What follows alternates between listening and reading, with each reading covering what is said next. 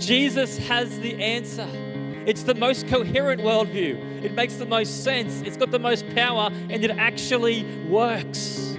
The ways and the works and the words of Jesus Christ work just as well today than they ever have. And our culture needs a people who are living by them.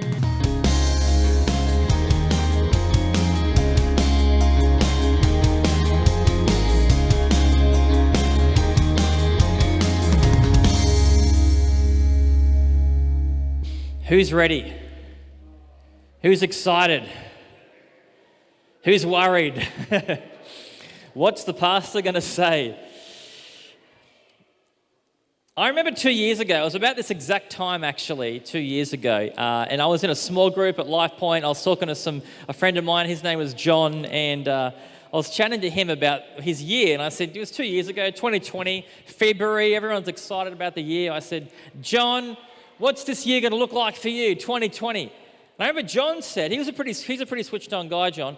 He said, Dan, this year's going to be completely different to life as we know it because of this pandemic that's currently overseas on its way to Australia. And in my wisdom and cultural intuition, I said, not a chance. Everything's going to be fine. I don't know what you're talking about. And then, of course, within 6 weeks, I was sending out an email and a text to our entire church to say, don't come on Sunday, we can't meet anymore. We're actually going to meet in our homes in this thing called tiny churches for a season. And I remember after I sent that email out, I got 3 replies. Okay, I got 3 different responses in all different ways. Here's the 3 responses I got. The first response I got, someone said, hey Dan, great job, Lifepoint, for responding so quickly to help us keep meeting and help us keep worshiping and keep reading the Bible. I was like, thank you.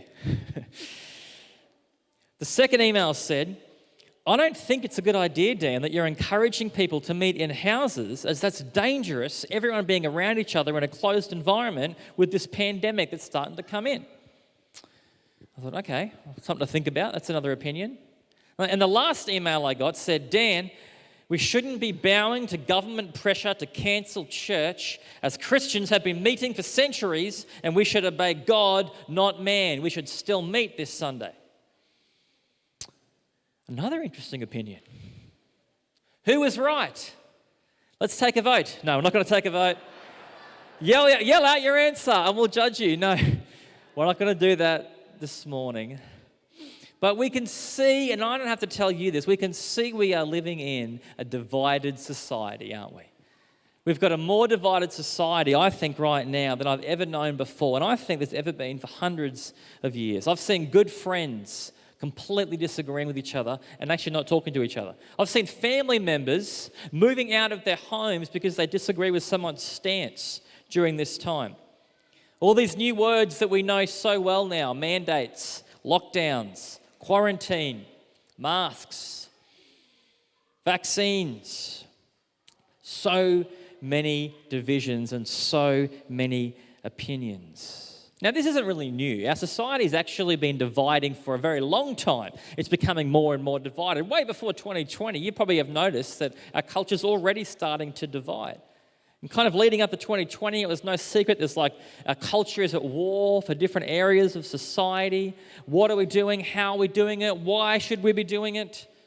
And let me just take like 2 minutes to explain why I think our society is becoming more and more divided. Why I think actually it's going to continue to become more and more divided as kind of our culture separates.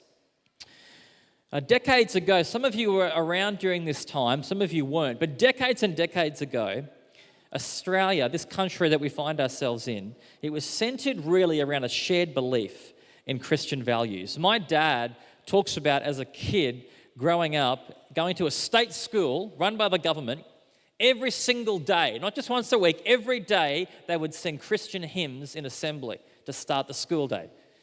I want to ask you to put your hand up and date yourself if you remember that time. Like imagine that in a public school, they're singing hymns in school. It's crazy to think about these days. And there was this some people call it Christendom. There's this gradual idea kind of through society that actually Christian values are what we were about. We're a Christian nation. We're a Christian people. And there was this kind of unifying idea. Now, I'm not saying everyone was a Christian. I'm not saying everyone was following Jesus. I would say most people weren't following Jesus. Most people weren't actually Christians. That's my opinion. But I think there was a unifying value of Christianity, at least in Western culture. Now, some might say that was a really good thing. I think in so many ways that was a fantastic thing for culture. I think in some ways there were some negatives. There were some people that lost out as well. And you might not have said it was a Jesus culture, but it definitely was like a Christendom culture. Is that making sense? You with me? Yeah. We know that's changed, don't we? I don't have to tell you, this isn't new. It's been happening for decades and decades, this whole idea of a Christian culture, of a unifying value that everyone thinks is the same, is actually just, it's completely disintegrated, and it's more and more becoming not a thing people even recognize anymore. Basically now, we have to choose. What does a good life look like? What does a good society look like? And what does a good person look like? The big questions of life that used to be assumed. People in Australia didn't have to think about it. I know what a good life looks like. I know what a good society looks like. I know what a good person looks like. Those questions are now up for grabs. And who gets to decide? You do. The individual gets to decide what a good life looks like and a good society looks like. There's more, you could say there's more freedom. Individuals now get to decide what good is. But of course, when you've got 25 million people deciding what good is, clearly that creates division, doesn't it? Everyone now has a go at deciding what our society should look like. We're a divided society. We are a screen-fed society as well. This is the rapid change that's happened in the last 10 years, all right? The disintegration of Christian culture has been happening for decades, but this is very new, and it's very important to get your head around that we are now a screen-fed society. Look at these statistics. 38 hours a week of screen time. That's the average Australian. These aren't stats from overseas. This is from Australia. And if you're in Generation Z, so if you're like a really young person, like high school, young adult person right now, it's actually more like 42 hours, like it's even bigger. Some say it's closer to 50 hours a week are on screens. And social media algorithms, they know you because they're trying to give you advertising you like, and they're trying to keep you on your device, so they're showing you things that reinforce your bias, and they're training you how to think. So we are now being discipled and trained for like 40 hours a week, like basically a whole working week. You are being discipled and trained how to think by a screen, by an algorithm, by content. And that's only going to get worse as life goes on. That's the reality, is people are spending more and more times on their screens. So we're a divided society, and we're a screen-fed society. And I reckon COVID is actually, this sermon's not even really about COVID. COVID has just heightened the divide. It's just pointed out that actually we're incredibly divided, and now there's actually decisions that people have to make. And when they're making decisions, finally the divide comes right to the surface. Have you felt the divide? Have you felt it from your family, from your friends? Is anyone else here confused? What should we be doing? What should a Christian say? So today, I'm going to give you, for the next kind of 25 minutes, I'm going to give you Dan's opinion on COVID, culture, and the government. Who wants to hear Dan's opinion? I'm not going to give Dan's opinion on culture and COVID, all right? Scrap that out, cross that out. Today, I'm really hoping anyway, it might leak out a little bit. I know that everyone's got their kind of ways of interpreting the Bible, but I'm not going to give you that. Hopefully, I'm going to be giving you what is a biblical way of engaging with our culture today. So if you're a Christian here today, what is a biblical way, a Jesus-like way for you to engage and interact and love and help transform and help impact your culture? That is what the message really is about this morning. I'm going to attempt to see what Christians have been doing for centuries. Christians, if you're not a Christian here today, by the way, welcome. It's a really good Sunday for you to be here. You're very welcome here. In fact, you can actually see today how do Christians come up with how they think and how they act. We're going to attempt to do that together this morning. Christians have always looked at the Bible. It sounds crazy in today's day and age. We've always looked at the Bible to say, how do we interact with the culture we find ourselves in? That's what we're doing. Every generation has its unique challenges. And more than ever, friends, we need Christians who are guided by the Bible and a biblical way of thinking. You ready? We need to understand that we're swimming in a culture. Have you heard the story about the two fish swimming in the ocean? And one fish turns to the other fish and says, the water's a bit warm today. And the other fish says, what's water? Because he's swimming in it. He doesn't know what water is. He's just inside of it. Like all of us are swimming in Australian culture. Most of the week, you're not at church. Most of the week, you're not consuming Christian content. Most of the week, you're not talking to a Christian. Most of the week, you're actually in Australian culture. We need to know that we are it permeates every part of us, is this Australian culture that we are in. And we need to be able to go, hey, that's not necessarily what a Jesus culture looks like. So, I've got 4 principles today. I started with about 9 principles, and for all of you who are worried about how long today will go, I've cut it down to 4 principles today, all right? 4 principles. First of all, I need to ask the question, what is culture? Simple, ready? Culture is what groups of humans think and do in various times and places. That's all culture is. How do people in a group think? There could be a culture in your workplace, there's a culture in your neighborhood, there's a culture in Australia and in the West. And culture, by the way, isn't always a bad thing. Culture's a neutral thing. Culture can have good and bad. Pastor Tim Keller says that human culture is an extremely complex mixture of brilliant truth, marred half-truths, and overt resistance to the truth. There's actually a lot of good stuff in Australian and Western culture too.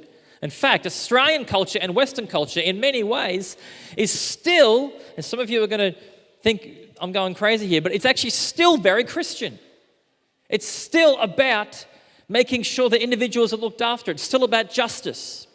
It's still about human rights. But it's a kingdom, and some would say it's a kingdom without the king. And when the kingdom doesn't have the king anymore, every individual gets to decide what's good for themselves. And as we'll see, and we will continue to see, it will gradually slide further and further away from what truth really is. Does that make sense? All right. I better get into it so we're not here all morning. 4 biblical principles for engaging with our culture today. I've got lots of Bible verses all over the place, so I won't necessarily ask you to get a Bible out and follow along, but you can just follow along on the screen. Number 1, this is awesome. God is in control over culture. He isn't worried. God's not worried. Can everyone just say that together? 1, 2, 3. God's not worried. We can all just breathe a sigh of relief. There's nothing in society. There are things that might horrify him. There are things that might grieve him, but there's nothing that worries God. God's never been worried. He's in control. Culture isn't a battle against good and evil. Good's already won, and God's already the boss. God's already king. Isaiah, this is how God talks in Isaiah. Listen to this. There is none besides me. I am the Lord, and there's no other. I form the light and create darkness. I bring prosperity and create disaster. I, the Lord, do all these things. It's pretty big. God's sovereign. He's the boss, yeah? Romans 8:28. Not only is God the boss, but God works all things. We know for those who love God, all things work together for good, for those who are called according to his purpose. No matter what the world throws at you, if you're a follower of Jesus, God's going to use it for good. I love how God does that. He just flips it. Just when you think that evil's winning, God's like, that's actually evil's greatest defeat. Evil's greatest victory every single time is its greatest defeat. That's what we learn on the cross. God wins. Colossians 1. For by him all things were created in heaven and on earth, visible and invisible, whether thrones or dominions or rulers or authorities. All things were created through him and for him. He is before all things, and in him all things hold together. He is the one we can put our trust in every single time. He is our foundation. Not government, not culture, not our reputations, not what others think about us, not our money. He is the one we can trust in.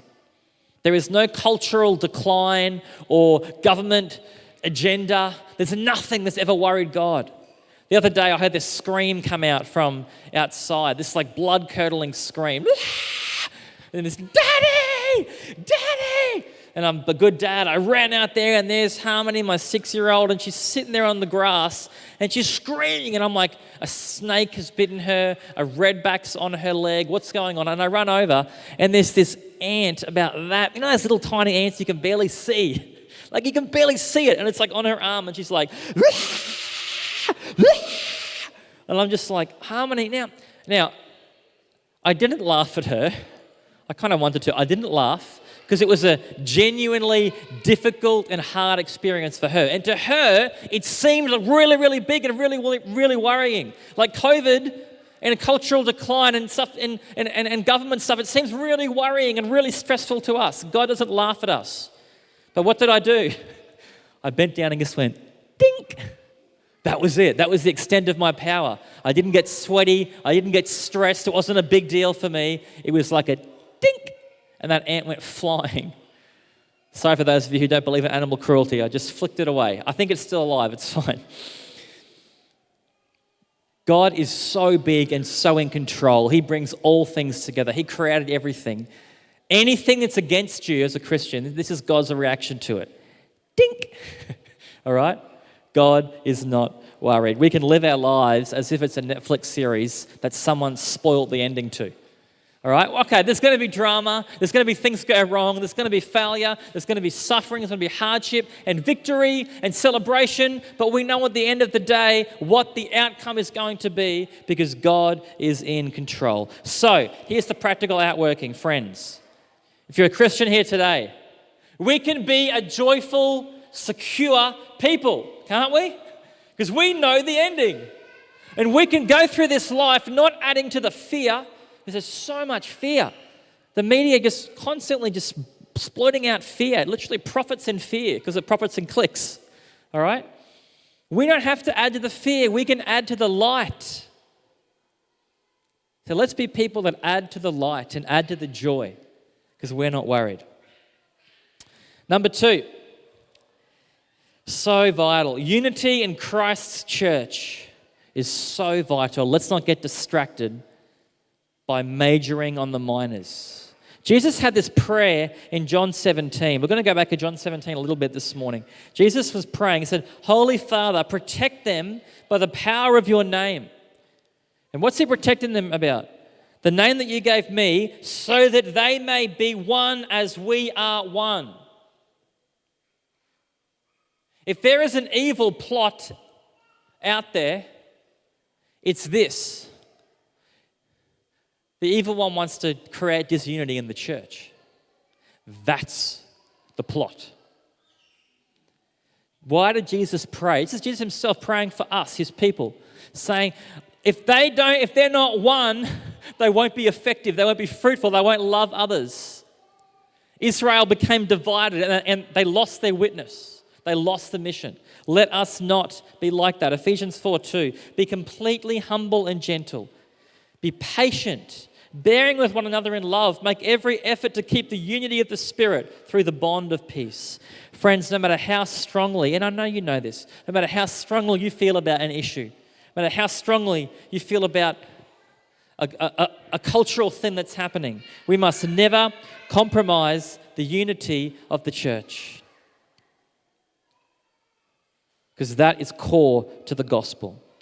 Those that have chosen, for example, not to be vaccinated, they feel very strongly about that, and they've actually made sacrifices because of that.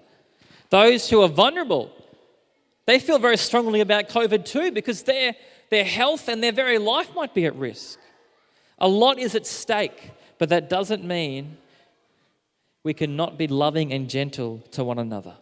Despite the cost, we must make every effort to be humble and gentle, patient and loving. We need to show our broken world that Christians are not against each other, that we are united no matter what, because we believe that Jesus Christ is King and He's died and He's rose again, and that is what we are about.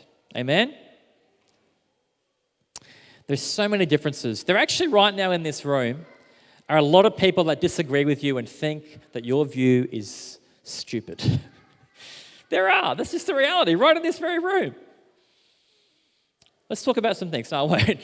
Like, that's the reality, and we can still, and this actually happens at Lifepoint, we can still be in beautiful unity. We're not in uniformity, which is a good thing. We can disagree. We are in unity, and we just really need to make sure we don't look down on one another and don't gossip about one another and don't judge one another on issues that aren't core to the gospel. There was this issue in the early church of Rome where some people thought if you ate meat that had been sacrificed in the temple, which is what happened to most of the meat, because it was a pagan society and they sacrificed food in the temple. If you ate like demon meat, they saw it as, then that's wrong. You can't eat demon meat that's been sacrificed in an evil temple. And there are some people that thought, well, Christians are free to do whatever we want. Like, this meat's got no power. God's in control. I can eat whatever meat I want. And it created a big division in the church. It was like vaccine hesitant versus vaccinated, or it was like the government should be big, the government should be small. It was a big issue, and it started to create division. And here is what Paul says. He doesn't take a side. Paul says, the one who eats everything must not treat with contempt the one who does not. And the one who does not eat everything must not judge the one who does, for God has accepted them. Who are you to judge someone else's servant? To their own master servants stand or fall, and they will stand, for the Lord is able to make them stand. Basically, if it's not a crystal clear moral issue, let's be okay with having a difference of opinion. Is that all right? Let's be okay. You can decide, and there might be some right and wrong. You'll have to give an account to God one day, all right? So you'll have to decide that for yourself. Romans 13, so if you just go back a chapter, you'll see in Romans 13 at the very beginning, it says, in general, we should be obedient to government and we should honour our government in general. But each Christian will have to decide for themselves, but what does that look like? What's the limits of that? Clearly there are limits of that. You can go look at Acts 5 for an example of someone saying, don't obey the government. But let us not let anything distract us from our one command, to love God and love our neighbour. Everyone still with me? Principle number 3. Here's where it gets a little bit more controversial. The world has changed, and our posture should too. The Christian posture to the world needs to change because Christianity has diminishing cultural power. And friends, and I'm not trying to be negative, get used to it. Get used to Christianity having not much cultural power. Because if you look at how much Christianity, if you look at young people, millennials, Gen Z, it's got no cultural power at all in the young people. And one day they're going to be the people running the place, okay? So the reality is that Christianity, bar God doing something incredible or something really strange and something miraculous, but in general, the world has changed. Christendom has lost power. Christians a long time ago, they abandoned higher education, they abandoned the arts, and universities and the arts, movies and all this kind of stuff, songs, they teach us how to think and what to think. They're like upstream of culture. By the time it gets down to government legislation, the society's already changed by then. Culture's already changed in how they think by then. And let's be honest, Christians aren't really at the forefront of higher education or the arts, shaping how people think, just discipling people in what the culture thinks is right. And we need to just get used to it. We need to change the way we interact with culture. There's still a sense of wanting to see goodness. We should still want goodness in our culture, but our posture should change. Saying something like, but that's not the Bible's way. How much sway does that have in our culture? Zero. Saying something like, but that's not how God wants it. How much sway does that have in our culture? Absolutely zero. This is actually really normal. And you know what? It's okay.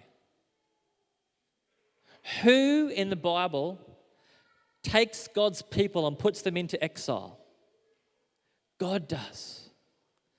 God is in control, as we just said. It's okay.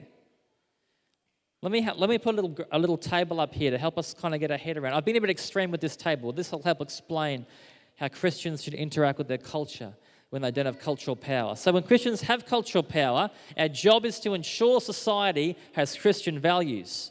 When they don't have cultural power, their job is to ensure Christians live out Jesus' values. Can you see the difference? When they have cultural power, we need to win the cultural wars. When they don't have cultural power, we need to win the hearts of people to Jesus. When they're in cultural power, they're worried about losing. Without cultural power, they've already lost. We're excited about the mission, excited about the opportunity. With cultural power, we need to be very careful about ruining society. Without cultural power, we need to be careful about losing our witness and losing the respect of our culture. With cultural power, Christians are leaders and policymakers and they're culturally cool. Without cultural power, the New Testament calls us exiles and strangers. Christians with cultural power should be bold, direct, and strong. Christians without cultural power should be humble, wise, and winsome, speaking and communicating in a way that makes sense to a culture to whom Christianity is not just irrelevant, it's incoherent. Do you understand that? It's incoherent. They don't actually understand the basis for anything. I taught RI down the road here at Hercules Road State School. And I said, how many people here know who Jesus is? And about 4 kids put their hands up. If I said, Jesus came to the earth as God's son to die for your sins so you can be forever with God in heaven. That phrase, it's incoherent. Like, who's Jesus? What's sin?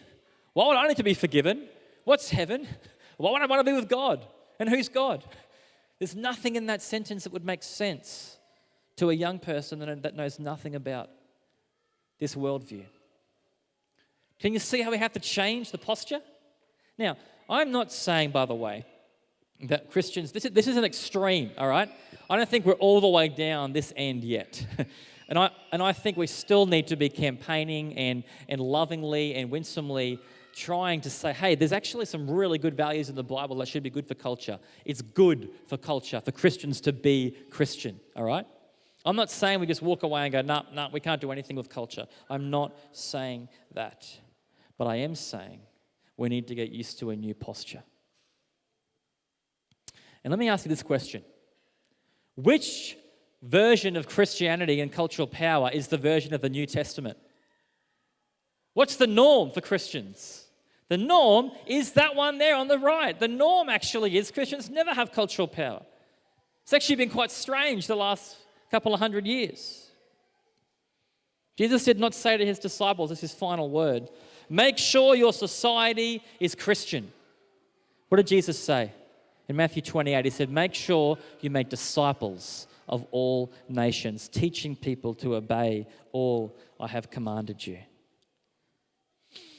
Last year, I was talking to someone who'd been coming along to Lifepoint for a couple of years, actually. And I said to him, mate, what do you believe? And I hadn't had that conversation before. And he said, look, Dan, to be honest, I don't really believe in God and the way you believe in God. I don't really believe that Jesus was the person that you thought he was. And we had a really good conversation. I said, oh, wow, well, how did you end up coming to church then? Like, what made you come here? And he said, well, I used to really disagree with Christianity as a young person. I was an atheist and I was so against Christianity. I thought it was the stupidest thing ever. And then as I got older, I started to realize the Christians I knew, even though I disagreed with them, they were living the lives that I wanted. So I thought I might come along to church for a while and see what the go was. And he's been coming to Lifepoint ever since. Here's what Paul says to a church in Thessalonica that had no cultural power. Way less cultural power than we have. 0. And Paul says this. Make it your ambition to live a quiet life. You should mind your own business and work with your hands, just as we told you, so that your daily life may win the respect of outsiders, and so that you will not be dependent on anybody.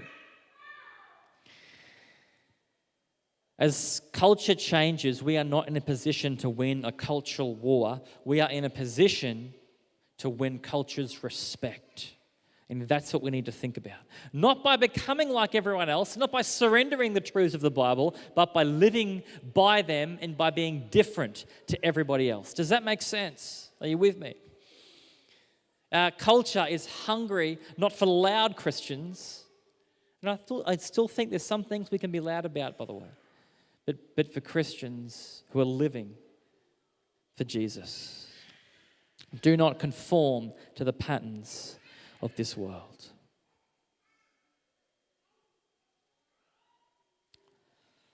Point number 4, and I'll finish here. This is the big one we need to realize. Our culture cannot meet people's deepest needs. Our culture it's inadequate to give people meaning. It's inadequate to give people hope and life. It's inadequate to answer their deepest questions. We need to realize, guys, that as powerful as our culture is, and basically I've been saying for the last half an hour, our culture is getting more and more powerful, and Christian culture is not. But as powerful as it is, it's got nothing. It doesn't actually give people any hope. It doesn't actually answer people's suffering when they're suffering. It doesn't provide answers. It's an incomplete world. If you want an incoherent worldview, you just listen for a second to what our culture is trying to tell people. It makes no sense. Our culture tries to say that sex means nothing and that anyone can do it whenever they want. And then it actually says, no, sex is incredibly powerful when it's used in the wrong way. Our society says that life is precious and she should be protected at any cost. And then it says life can be terminated if someone feels like it. Our culture says that life is about being helpful and good. And then it trains us to be selfish and competitive. Our society says that being lovely and being loved by someone is the most important thing ever in life, and has then created a world that isolates those who don't fit into it. We live in a lonely world. We live in a world where signaling your virtue is more important than living a virtuous life. We're taught that hate is bad and freedom is good, and yet we're also taught to hate people and take away their freedom and cancel them if we disagree with them. Isn't this crazy? Isn't this incoherent? We're taught to avoid guilt and shame at all costs, and then we're also taught to pour out guilt and shame on people who have committed some kind of cultural sin. There's so much comfort, there's so much choice, and there's so little purpose, and there's so little actual meaning. Our culture, friends, does not have the answers to life. Jesus does, amen? Jesus has the answer. It's the most coherent worldview. It makes the most sense. It's got the most power, and it actually works. The ways and the works and the words of Jesus Christ work just as well today than they ever have. And our culture needs a people who are living by them. Passionately, excitedly, wisely. If you want to know the answer to the question, how should we interact with our culture? Jesus says it in John 17, verse 18. Here's what he says. It says, as you have sent me into the world, I have sent them into the world. How should you interact with your culture, your world this week? Here's how, friends. As a sent person. And how are you sent? You are sent in the same way Jesus is sent, as he was sent. And how is Jesus sent? He was sent to love. He was sent to lay down his life. He was sent to speak grace and truth. He was sent as someone not worried about his rights and worried about himself. He was sent as someone come to seek and save and ultimately sacrifice everything for someone else. That is what our culture needs today. Christians are sent people. Guys, kids, you're not sent to school this week. So you're not going to school this week. You're sent to school this week, all right? God is sending you there. Friends, you're not going to work this week. You're sent to work this week. God is sending you there. You didn't happen to end up in your neighborhood. You were sent to your neighborhood. You're not looking after your kids this week. You are sent to your children this week. So I've got one question for you. Where in our culture are you sent this week? Where have you been sent?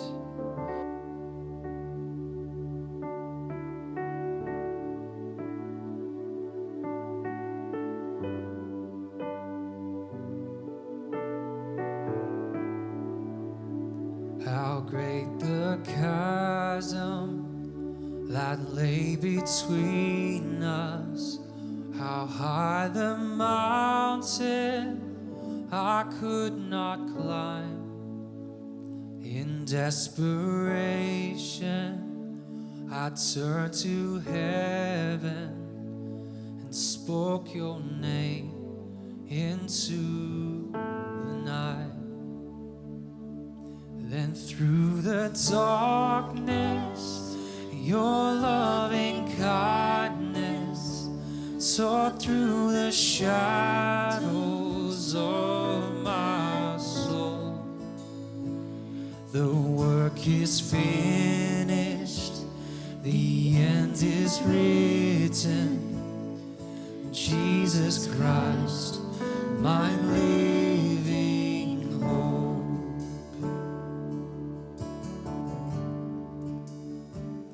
Who could imagine so great a mercy? What heart could fathom such boundless grace? The God of ages stepped down from glory to wear my sin and bear my shame. The cross has spoken, I am forgiven. The King of Kings calls me his own. Beautiful Savior, I'm yours forever. Jesus Christ, my living hope. Hallelujah, praise the one who set me free. Hallelujah, death has lost its grip on me. You have broken every chain. There's salvation in your name, Jesus Christ, my living hope. Hallelujah, praise the one who set me free. Hallelujah, death has lost its grip on me. You have broken every chain. There's salvation in your name, Jesus Christ, my living hope. Then came the morning that sealed the promise. Your buried body began to breathe. Out of the silence, the roaring lion declared the grave has no claim on me. Then came the morning that sealed the promise. Your buried body began to breathe. And out of the silence, the roaring lion declares the grave has no claim on